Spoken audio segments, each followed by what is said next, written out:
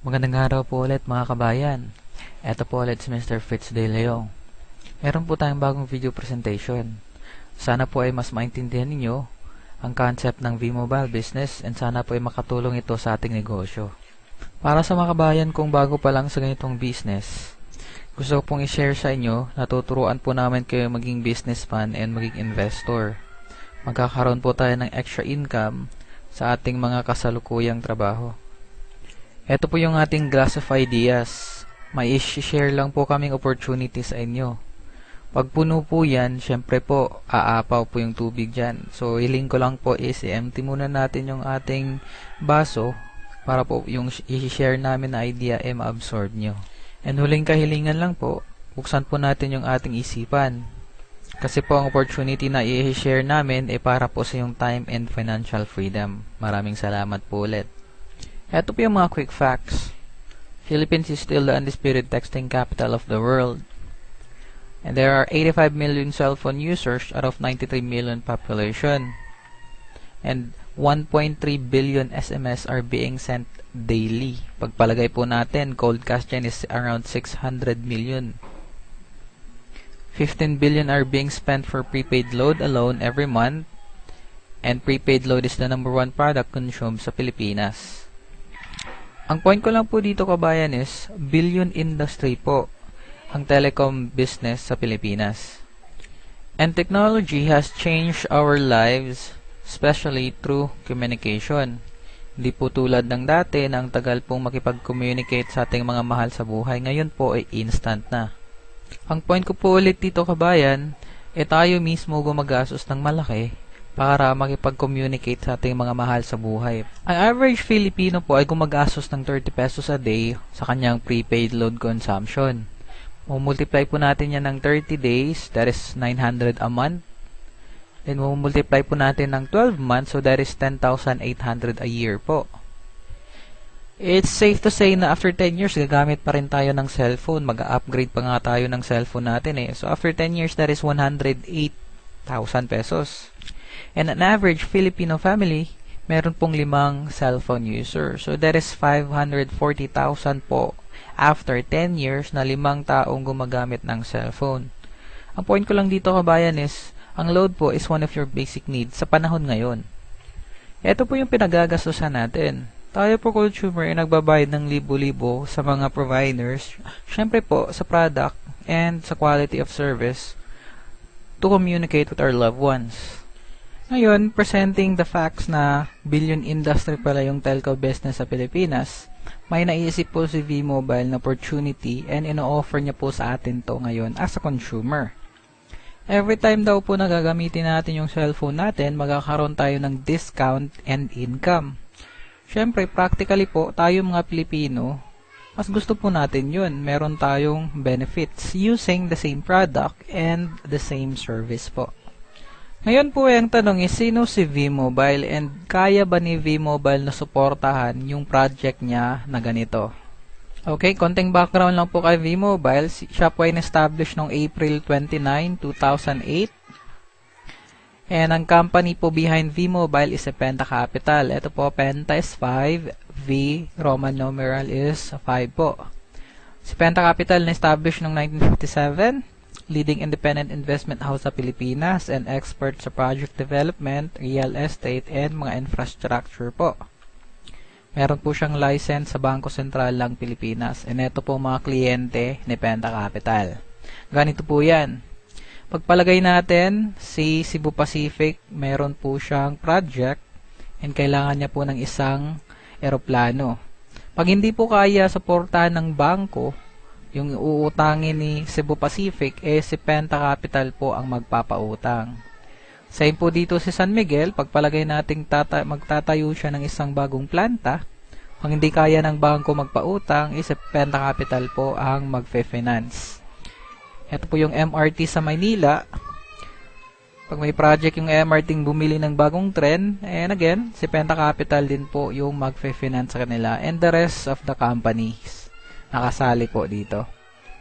Alright, ang point ko lang po dito kabayan is sila nga po malalaking kumpanya nagtitiwala ka Penta Capital, tayo pa kaya as consumer. pwede po nating pagkatiwalaan sa Penta Capital. Company base po, company wise, stable po tayo. Okay? And then, kayang-kaya po ni V-Mobile suportahan ng project na to. The next question is, paano po natin to ma-avail na project? Paano po tayo makakakuha nitong benefits na to? Ang tanging gawin lang po natin is gamitin yung V-Mobile system. Meron po tayong dalawang option. Ito po yung first option natin, maging Tecno user. Okay? Gamit lang po yung isang cellphone nyo and isang SIM card or existing SIM card nyo po. I-activate po natin tong card na to sa gamit yung cellphone ngayon. Pag once activated, magkakaroon kayo ng isang load wallet, and that load wallet, meron na pong access sa lahat ng prepaid products. Okay? Lahat po ng prepaid products, ibig sabihin po yung e-load, okay, yung prepaid scratch card, yung internet prepaid, lahat po ng prepaid. Kahit po yung sa mga cable prepaid. Alright, yung cable TV. Pwede po yun. Basta lahat po ng prepaid na available sa Pilipinas. Meron po kayong 8 to 11% savings on your own prepaid consumption. Kung kayo po yung gagamit ng produkto ng prepaid, may discount na po kayo automatic. And syempre, pag imbenta nyo po yung prepaid, pagpalagay natin may magpa-load sa inyo, eto po yung income nyo, 8 to 11% income. Alright? Yan po Tecno user, that is for 250 pesos or tinatawag po natin dito sa Pilipinas na retailer po. Yan po yung price niya. Again, reminding nyo lang po kabayan, ang income nyo lang po dito is through e-loading and yun lang po. Wala na po kayong other means of income. E-loading lang po talaga. Alright, second option is maging technopreneur po tayo or kumbaga maging dealer po tayo. Okay? Ito po yung benefits or ito po yung requirements. Use your own existing SIM and cellphone. Pareho lang po kung anong gamit nyo ngayon. And pag once na-register na po itong Technopreneur card sa cellphone nyo, mayroon na din po kayong isang load wallet, access to all prepaid products. 8 to 11% savings kung kayo yung gagamit ng prepaid product or income pag ibenta nyo. Okay? And ito po yung wala sa retailer. Ito po yung sa dealership. Meron tayong marketing plan.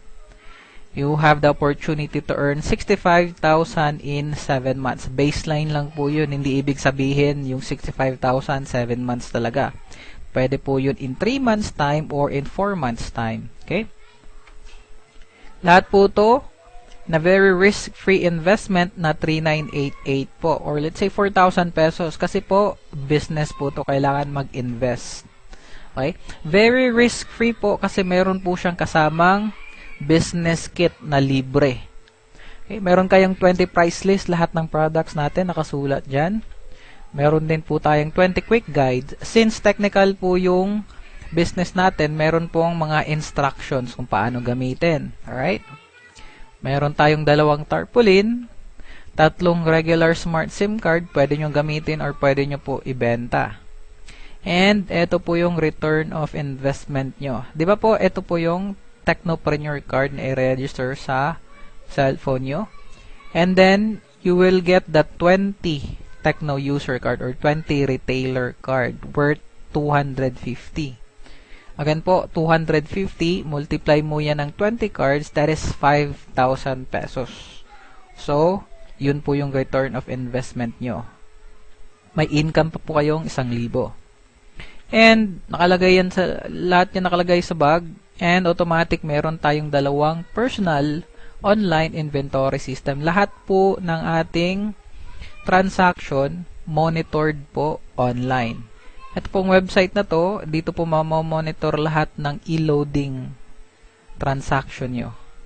And ito po na website, ito po is lahat ng transaction nyo sa marketing, mamamonitor po dito. Marketing plan po natin. Kaya ito pa pong isang benefit ng pagiging dealer. Meron po kayong tinatawag nating gross retail override. Okay?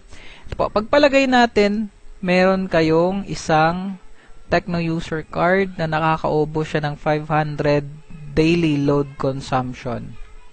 Meron kang, pagpalagay natin 2% ng 500, let's say 10 pesos.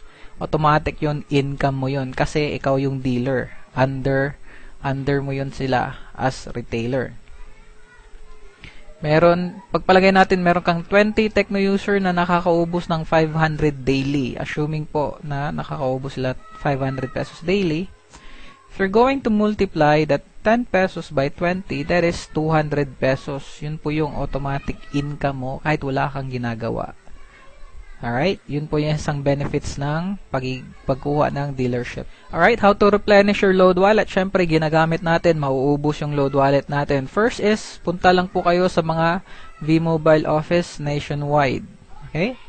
Pag wala pong office, pwede po kayo mag-load wallet transfer from Technopreneur to Technopreneur or dealer to dealer. Or pwede din po, kunwari may retailer kayo na ubusan ng load, pwede po kayo na lang mag-transfer sa kanila. So, one of the responsibility ng dealer is to secure na may load wallet siya parate para sa Tecno user niya or retailer niya. Alright? Third is online conversion. Meron na po tayong income sa marketing natin and yung income na yung nag-reflect sa account natin online. Pagpalagay natin, meron tayong 20,000 doon. Pwede natin yung i-convert para maging load wallet para ibenta ulit sa ating mga Tecno user. Okay, ito po last option natin. Pag wala na talagang option iba, pwede po tayo mag-cash deposit sa mga accredited banks. Union Bank, BPI, BDO, Metrobank. Alright? Meron po tayong bank account number ng V-Mobile sa mga bangkong to. Doon po tayo magde-deposit. Okay? Pagkatapos nating mag-deposit, bibigyan tayo ng teller ng resibo. And yung resibo po, yung information sa resibo, iti-text natin sa V-Mobile system para po ma-confirm na tayo ang nag-deposit ng pera. Okay, ito pong how telecommunication system works, traditional system. Na-check off ka, punta ka ng tindahan para magpa-load. Okay? Pagpalagay natin, 30 pesos ipapaload mo, 3 pesos mapupunta sa tindahan, 27 pesos po sa provider. Hindi na po natin kailangan yan.